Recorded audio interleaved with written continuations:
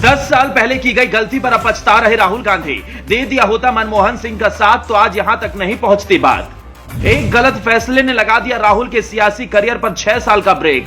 जिस चुनाव के लिए पैदल चल रात दिन किया था एक, अतीत ने उस सपने में लगा दिया ब्रेक। दिल्ली के उस वाकये ने बदल दी राहुल की सियासी कहानी। लोकसभा में कांग्रेस की दमदार वापसी वाले सपने पर फिर गया पानी।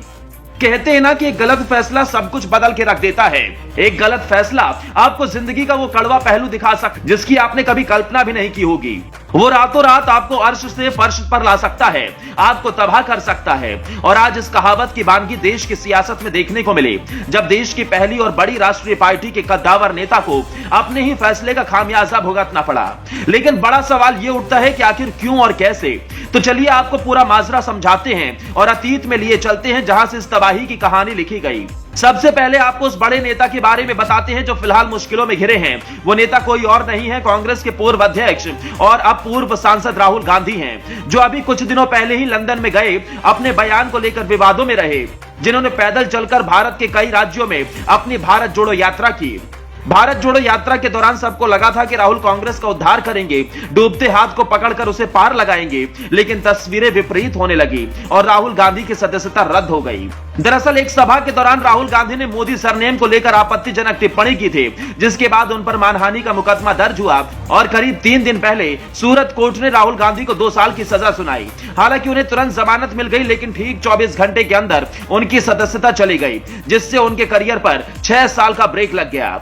और माना यह भी जा रहा है कि इसका कारण राहुल ही हैं। लेकिन कैसे, ये हम आपको बताते हैं कि आखिर 10 साल पहले ऐसा क्या हुआ था।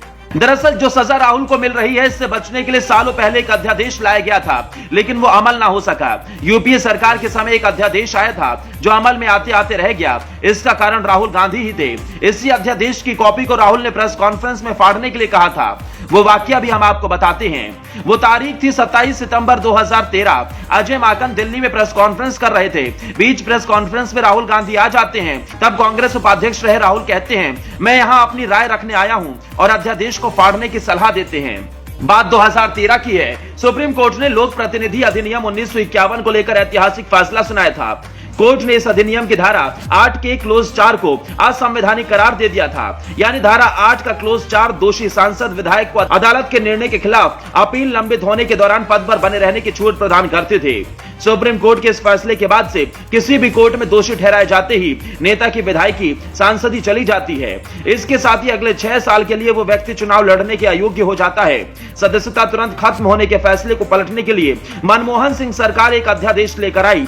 अध्यादेश में कहा गया था कि मौजूदा सांसद या विधायक अगर किसी अदालत में दोषी करार दिए जाते हैं और अगर ऊंची अदालत में मामला विचाराधीन है तो सदस्यता नहीं जाएगी। हालांकि इस दौरान वो सदन में वोट नहीं दे सकेंगे, ना ही वेतन मिलेगा। राहुल ने इस अध्यादेश को पूरी तरह से बकवास करार दिया था। आज अगर वही अध्यादेश लागू हुआ होता, न राहुल की सदस्यता जाती, न ही उनके करियर पर ब्रेक लगता। लेकिन कहते हैं ना कि होनी को कोई टाल नहीं सकता।